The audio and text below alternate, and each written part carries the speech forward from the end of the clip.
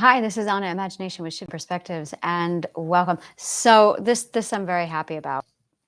I was doing some work with anger, and it's finally understanding it. So when a person feels angry, basically you have you in your isolated perspective. You have you, and you are you in your purest form of authenticity.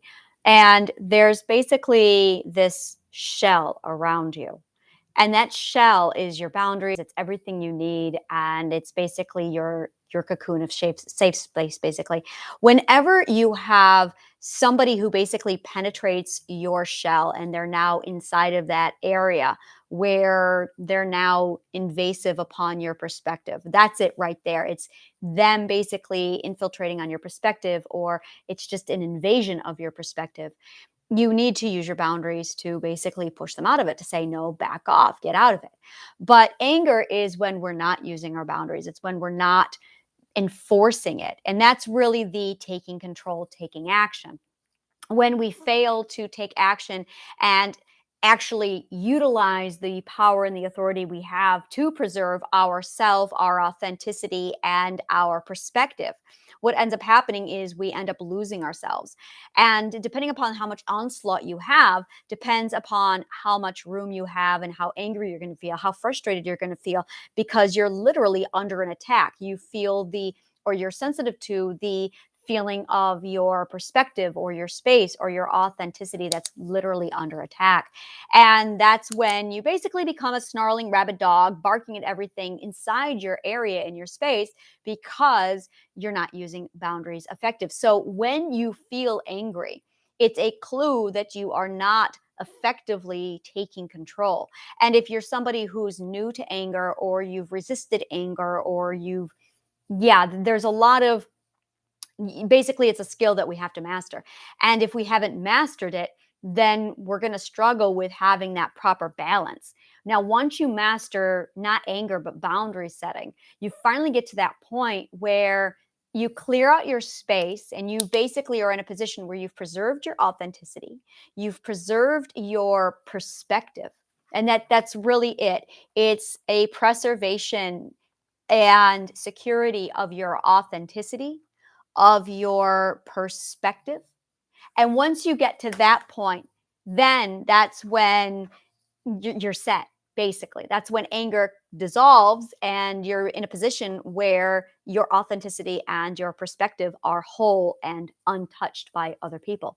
But it requires a solid boundary that basically shields you from any outside source coming in and affecting, contaminating your authenticity and your perspective. So it's absolutely extraordinary when you think of it being a dome, and using the anger as a red flag of, oh, you need to basically push out more boundaries, push out, carve yourself out more safe space. It's really securing your safe space. And this is where your defense system really comes in, because the goal of a defense system, the agenda of the defense system, is to secure your safe space. And you want that safe space secured by enforcing your boundaries so that your authenticity and your perspective remain untouched. Now, when we are originally out there inside the land of can't doers, in the land of the system, we're used to that kind of invasion. We're used to that kind of space. And as you draw yourself out of it and you get further and further away from it, you're going to have a heightened sense of, well, you're going to develop a sensitivity to people infiltrating, to people stepping into that space. And when that happens, your attention to that, oh, there's people stepping into my authenticity. There's people that are, you basically need to do more boundary setting of, yeah, thanks, but no thanks. And there's going to be a lot of pushback. And that's where you're really going to see it. And it becomes a heightened sensitivity to being able to feel when somebody's pushing into that space or not. And that's when you need to literally push out your boundaries even further, so that your circle of trust becomes even greater, so that people have even less access to you. And when that happens, that is really when you start to secure your safe space, so that you go from having like this much room to having this much room. And then you've got a buffer, a much higher buffer. And that increases your, not your tolerance, but it does put out even more boundaries so that you're safer. And once you find that sweet spot, and this is a learning curve here, where basically it's feeling secure, feeling safe, and then making sure you are utilizing enough boundaries to basically preserve. Yeah, it's definitely an absolute act of preserving your authenticity and your perspective, so that as people come by, they're not able to infiltrate and get into you. But the more you get out of it, because as people come out of the society, as you step closer into the abstract world, you're literally without any kind of a boundary. So you're used to people all over you. And there is this period of just shedding all of the perspectives off of you. And then you'll find your authenticity. And then it becomes the balancing act of learning how to preserve it while also allowing people close to you. So it becomes this relationship.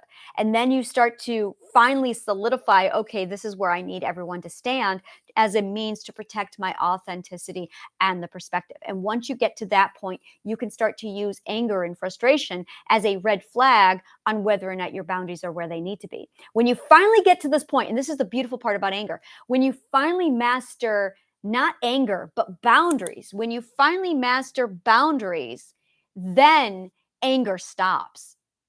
And this is it.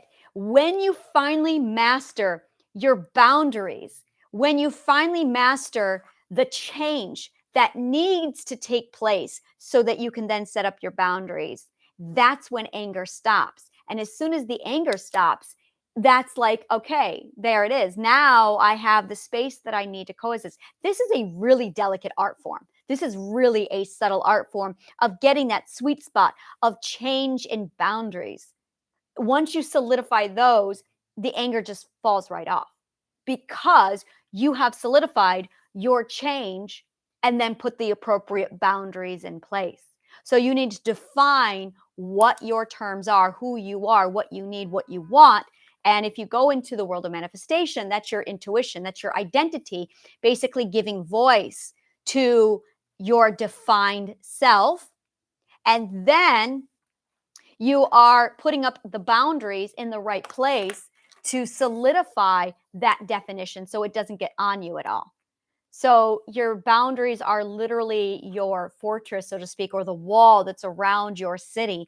And the identity is you clarifying, okay, this is my space, this is my territory, this is what I want. And then you solidify. Let's say you feel anger. Oh, that's when a change needs to take place. I need to reposition myself, reclaim my territory, redefine myself, reset who I am, define myself, and then put up a new perimeter of boundaries around your newly defined self. Now, if you can't do this, that's when you require the change.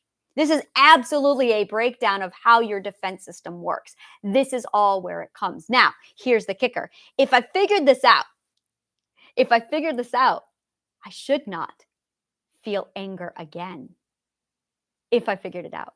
And that's my next step, is to assess how I've done.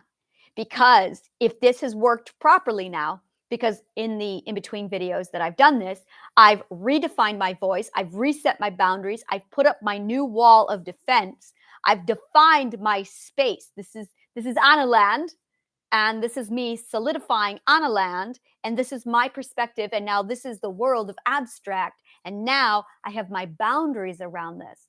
I've put up my wall. I deleted Messenger, basically Facebook Messenger, and when I did that, it immediately put a solid boundary down. I'm done. And the anger just slid right off, and I'm sitting here going, okay, there it is. So if this is the answer, then there's the formula. I can write up the formula, hand it to you now, and say, okay, this is the goal when it comes to solidifying your defense. This is the tactic. This is what you're going to want to do. One, identify what you want. Ooh, I'm going to write these down because this is it right here. Step one is defining what you want. And it's 100% the definition of what you want. Once you've defined what you want, then it is securing what you want by That's the naming. The naming is the securing. That's when you declare. And we see this in manifestation with the name it, claim it, declare it. That's it right there, is you're owning it. And then once you've defined it, you've named it, you've claimed it, you've made it your own, you've declared this is my land, this is Anna land, and then you put up the boundary, literally equivalent to you walking into a piece of metaphorical or abstract land inside of your mind. You've named what it is, you've declared, you've claimed it, you've declared what it is, you're lending ownership to who you are, giving it a home, and then you put that boundary around it. That's when anger ends. That's when forgiveness occurs right there. Anger, forgiveness. Hey, we found, oh, here you go. We found a place to coexist. You on that side of my wall and me on this side. That's where, okay, there's no more anger. And if you can hold that indefinitely, you found your sweet spot. And that's the balance. Now, if you haven't secured that, then it's going to flux. That's when you're going to see a lot of these shifting back and forth. And that's where you're unstable. So stable, the stability is this right here. It's in the naming and the declaring. And the first half of this is all about your identity, which is why the defense system is so solidly connected with your intuition, which is literally two or three, if you want to count intuition in there as well, is very much part of the 6-part mental system. It's because you have your identity that requires the definition, the naming, the owning, the declaring, and then you have the boundary setting and securing that so that your authenticity and your perspective are now solidly preserved. That is the goal. And the authenticity is the complete collection of your intuition and your identity. That is your authenticity. And then likewise, your perspective, oh my God, this is beautiful. Your perspective is the cognitive core. Oh my God, I'm loving this. And then you have that boundary wrapped around those things and you're set.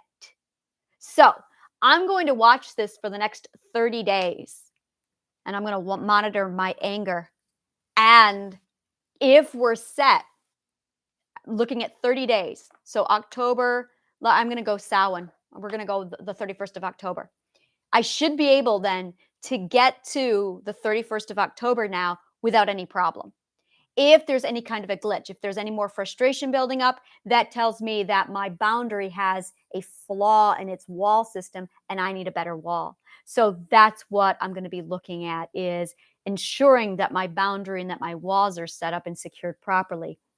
And like I said, once you get that identity defined, named, claimed, and owned, you must own 100% of your identity.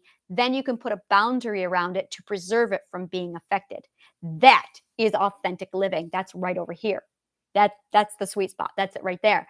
Then you're able to start building your abstract world, because your abstract world is the one where our identity and our authenticity can flourish. And oh, this is where the freedom is. This right here is really where the freedom is, because once you really start to embrace all of that room and all of the, okay, let's push our imagination out. Let's really push our imagination into the extreme. And I'm still looking into how imagination ties into this part of it, because like I said, it's been invalidated and downplayed of importance. And we've been ashamed to use our imagination. And our imagination is such a huge part of this.